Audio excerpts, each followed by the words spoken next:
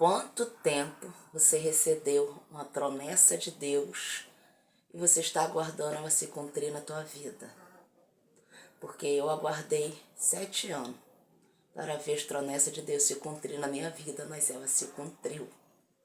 Oi, gente, para quem não me conhece, eu sou Nasa Votos. Por aqui eu divido a minha vida com vocês, divido a minha experiência com Deus também, divido o meu dia a dia.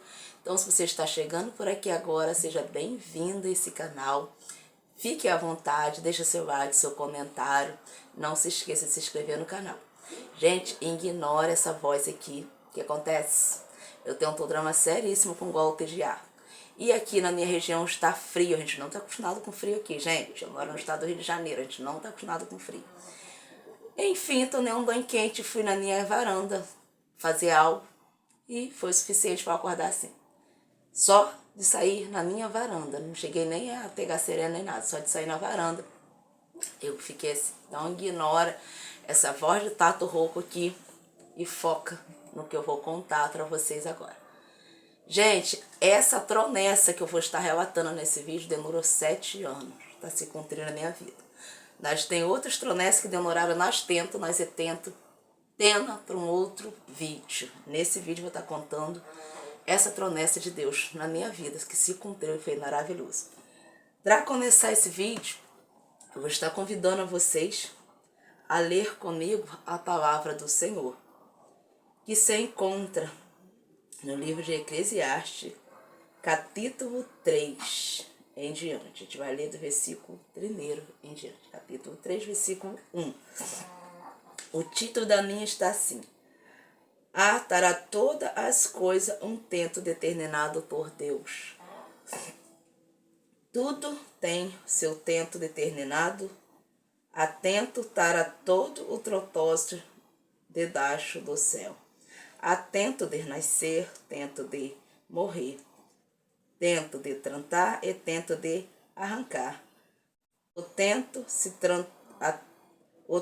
trantou, tento de matar, tento de curar, tento de derrubar, tento de edificar e tento de chorar, tento de rir e tento de trantear, tento de soltar, tento de estalhar pedras e tento de ajuntar pedras, tento de abraçar e tento de se afastar de abraço, tento de buscar e tento de perder, tento de guardar e tento de deitar fora, tento de rasgar e tento de coser, tento de estar calado e tento de se calar. A gente lemos aqui do versículo 1 até ao 8. Gente, vou ter que estar usando o vídeo para eu ir olhando a minha garganta, porque senão a voz não vai sair e vocês não vão entender. Aí vai ser perda de tempo. Então, de vez em quando, vou dando uma pausa no vídeo, hidratar minha garganta e voltar a falar com vocês. Aqui nós vimos na palavra do Senhor que há tempo determinado para todas as coisas. E às vezes a gente acha que a promessa de Deus está demorando na nossa vida, mas não é não. É no tempo de Deus, não é no nosso. E o tempo de Deus não é igual ao nosso. Então, não está demorando para se cumprir a promessa. Ela vai se cumprir. Muitas vezes você pode ter recebido algo da parte de Deus e muitas vezes pode estar até duvidando. Nossa, será que aquilo que entregaram para mim era Deus mesmo? Será que foi Deus que falou? Muitas vezes você pode estar duvidando, mas é no tempo de Deus, não é no seu tempo. Gente, a bênção que eu quero contar para vocês aqui, a promessa que se cumpriu, quem me acompanha aqui desde o começo, eu já contei em outros vídeos que meu esposo teve uma época da vida dele, a qual ele se viciou em tudo que não presta. Eu já tenho um vídeo aqui contando sobre isso. Quem não viu, só procurar aqui que tem um vídeo contando sobre isso. E foi uma fase muito difícil nas nossas vidas. Eu conheci ele viciado? Não conheci ele assim. No meio da caminhada ali, a mãe dele se foi, aconteceu bastante coisa que foi forte para ele. E ele acabou se perdendo no meio da caminhada. Foi uma fase muito difícil em nossas vidas, tanto para mim quanto para ele também. Foi uma fase muito difícil. E certa vez, eu ainda não era evangélica, nem ele também, né, obviamente. Ele estava desviado, na verdade. Ele tinha desviado. E eu também tinha desviado, porque na minha adolescência eu fui evangélica, na minha infância, até na adolescência, e depois me desviei da presença do Senhor. E aí, certa vez estava passando um homem de Deus aqui na minha cidade, estava tendo uma campanha. E eu não era muito de ir, eu ia visitar, assim, mas eu não era muito de fazer campanha. Eu visitava, assim, de vez em quando mesmo. E nessa época, meu esposo tinha uma equipe de futebol que ele jogava à noite, após o trabalho dele. Aí eu botei na minha cabeça assim, eu vou fazer essa campanha. Por quê? Porque era toda quinta-feira à noite ele tinha futebol. E a culto de campanha era toda quinta-feira à noite. E eu falei assim, era em outro bairro, não era no meu bairro. Eu falei assim, ele passa ali, ele me deixa na igreja, e quando ele voltar, vai acabar o horário certinho. Ele passa ali e ele pega a gente. Então eu comecei a fazer essa campanha. E num desses dias de campanha, eu levei umas fotos para orar. Levei foto de várias pessoas. E levei uma foto dele. Levei foto de várias pessoas, que eu digo assim, da minha família. E levei uma foto dele. E ali no meio da oração, aquele homem de Deus desfolhou as fotos. E falou assim, quem que é esse aqui? Aí eu expliquei, é o meu esposo. E eu não falei nada sobre a vida dele. Só falei assim, é o meu esposo. Ele falou assim, pela minha fé, esse homem vai ser liberto e vai fazer as coisas de Deus ainda. Aí perguntou para mim, ele faz a obra de Deus? Eu falei assim, não faz não, ele é desviado. Ele falou assim, pela minha fé, o Senhor vai resgatar ele da presença dele e ele vai fazer a obra de Deus. Ele vai ganhar alma para o reino ainda. E nisso, gente, passou-se o tempo. Passou-se 1 ano, passou-se 2 anos, passou-se 7 anos. Te digo para vocês que teve um momento no meio dessa caminhada que eu cheguei a me desesperançar. Teve época que estava tempo assim, estava tão difícil de viver aquela situação. Só quem tem uma pessoa desse que já passou por isso, sabe do que eu estou falando?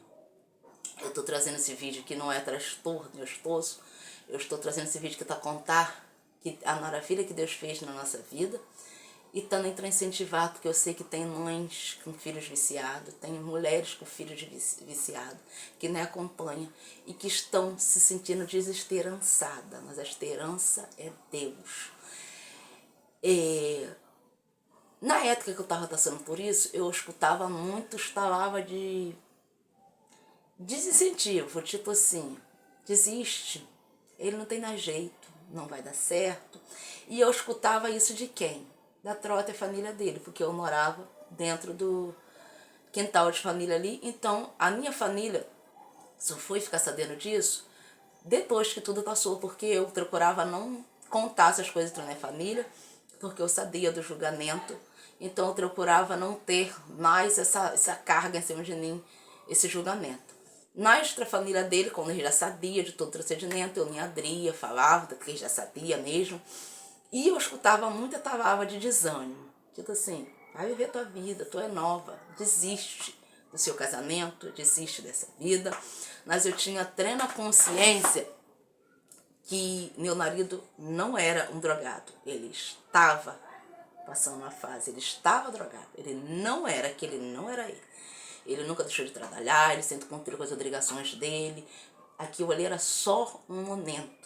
E eu sabia que o Senhor tinha me prometido que aquele momento ia passar. Mas eu precisava ser forte. Tinha um momento na minha vida que eu achava assim, eu não dou conta, sou forte. E quando a promessa se cumpriu na minha vida, eu estava extremamente esgotada, psicologicamente, fisicamente. Eu já estava pensando assim, eu não dou conta. Tá todo mundo com razão, eu não dou conta disso. E realmente eu não dou.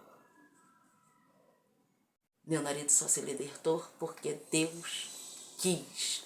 Porque na minha cabeça, eu sempre falava assim, não existe ex-viciado, porque é impossível. Porque quando chega, meu marido já tinha passado até do fundo do poço, já estava numa fase assim, desesperançosa. E eu tinha na minha cabeça assim, de tantas pessoas falar que não tinha mais jeito, eu falava assim, é verdade, eu não conheço ninguém que tenha saído dessa, realmente é complicado sair dessa. Mas o Deus do impossível me mostrou que ele é realmente o Deus do impossível. E que ele não faz aquilo que o homem pode fazer. Isso aí você resolve. Ele não é o Deus que resolve aquilo que você pode fazer. Ele é o Deus do impossível. Ele é o Deus que age na causa aonde o ser humano não pode fazer. Ele é o Deus que levanta quando o ser humano já não consegue mais se levantar sozinho. Foi assim que aconteceu na minha vida. Passou-se 7 anos de todo o sofrimento. Deus queria um posicionamento da minha parte, porque eu queria a benção, mas eu não queria o abençoador. Eu queria que Deus cumprisse com a promessa que Ele fez na minha vida, mas eu não queria tomar posição com Deus. E não foi falta de aviso, que sempre que eu ia nos cultos, os irmãos, as irmãs me entregavam. Deus quer um posicionamento da sua parte. É a hora de você agir para que Deus haja na sua vida. E Deus só agiu na minha vida, no meu casamento, na vida do meu esposo, quando eu me posicionei diante de Deus. Quando eu falei, eu quero assumir um compromisso com Deus, eu quero ver mudança na minha vida. Aí, voltando para Jesus, eu já tenho outro vídeo que explicando todos os detalhes como é que foi. Voltou naquela noite, eu, meu esposo, minha filha, que já eram adolescentes, nos consertando na presença do Senhor. E naquela noite, meu esposo foi liberto. Ele nunca mais, ele quis usar mais nada. Ele foi liberto, ele não tem um processo de libertação.